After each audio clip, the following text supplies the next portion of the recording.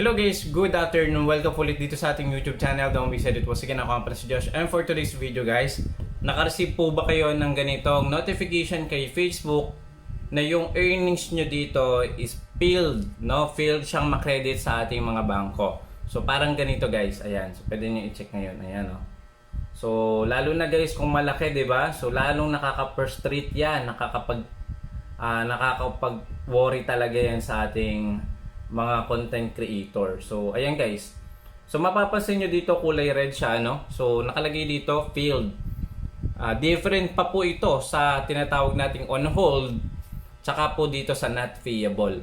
Etong filled, guaranteed po or may pag-asa po ito na makredit.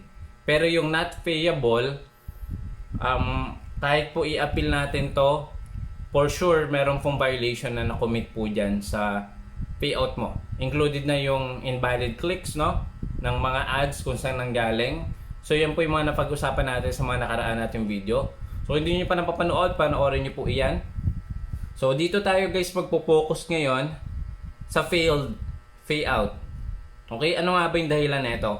Meron tayong tinatawag na may mga mali, no, na input, lalo na sa bank details. Included na yung bank account number.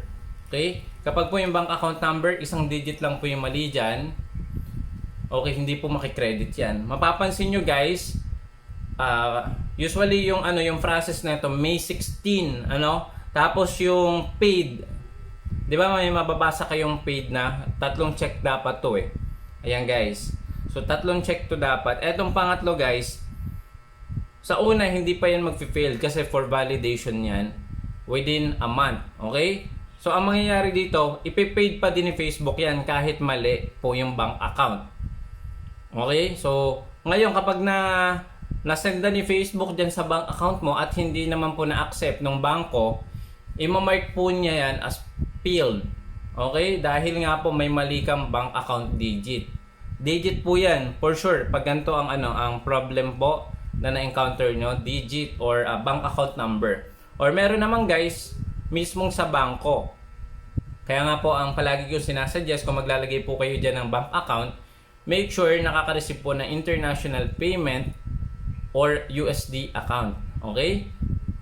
So yun po dapat yung tinatanong nyo muna. Meron din guys naglalagay dito ng mga remittance na na wallet. So hindi po siya suggested, no? Pero kung na-try mo na yung mga remittance wallet diyan, i-comment mo naman kung ano yung pwede or ano yung ginamit mo na wallet remittance. I-comment mo diyan para at least aware din po ibang viewers. So mapapansin nyo guys dito, no? Yung payment niya is 00. Dito pa lang guys, meron na kagad mali na na detalye. Ayan, 00 yung bank account, Asia United Bank. So pag ganito guys, ayun, kailangan ayusin talaga to. Kailangan nating i-update muli. So eto guys yung notification, payout failed.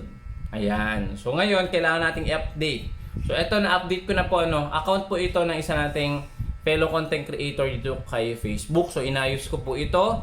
Medyo madugo po yung pag-aayos ng mga ganitong detalye kasi nga po malaking halaga din po ito kahit sabihin mo $117. Lalo na guys yung may $1,000 or more. Tapos may ganito. So pwede nyo po akong i-message kapag po naka-encounter kayo ng ganito at pwede ko din pong ayusin yan. So ngayon, na-update ko na guys yung bank account niya.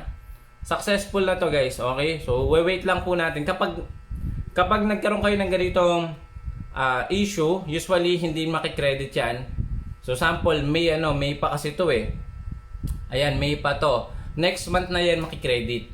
Kapag po bangko o details lang naman ng bank yung may mali. So next month o next cut-off na yan makikredit. Okay? So May 22, so June 22, expected natin ma-paid yan. Okay? Mapapalitan ulit to ng paid. Etong field, mapapalitan niya ng paid. Okay?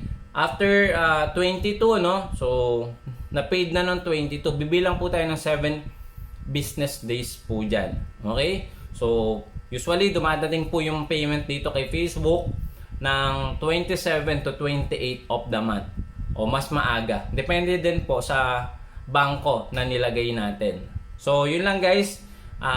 So pag meron kayo na-encounter na ganito, pwede nyo po ako i-message. Wag kayong mag-try na, wag kayong mag-fill out ng usually wala kang idea. Kasi dyan tayo talaga nagkakaroon ng mali. So mag-ask din po kayo ng assistance sa mga kakilala nyo na-encounter na to. Pero ako guys, pwede ko din kayong i-guide, no? Account audit, payout monetization setup. So i-check ko po yung account nyo kung merong violation or merong mali dito sa payout. So yan po yung service na ginagawa natin. Okay? So PM nyo lang po ako diyan. So isa-isayin po natin yan or comment lang po kayo dyan sa may baba ng description para ma-check natin guys. Sayang po yung mga payout nyo na hindi nyo nakuha. Lalo na yung field.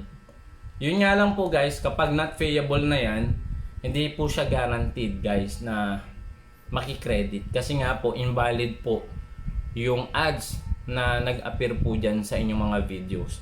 Ibig sabihin nito, may unusual activities kung bakit na-reach mo yung ganyang amount, no, na revenue. So, for validation, pero kayo din po guys, pwede nyo din pong i-appeal, pero nakailang appeal na din po ako sa may mga ganung issue na not payable. Chinek ko po yung mga account nila, usually po talaga merong irregularities or unusual activities. So yun lang guys, thank you so much for watching. And yun nga po, kapag failed, pwede pa yung makredit next cut po. Thank you so much for watching. Don't forget to follow, subscribe to my YouTube channel para sa full guide ng mga video na to. See you again next time. Bye bye!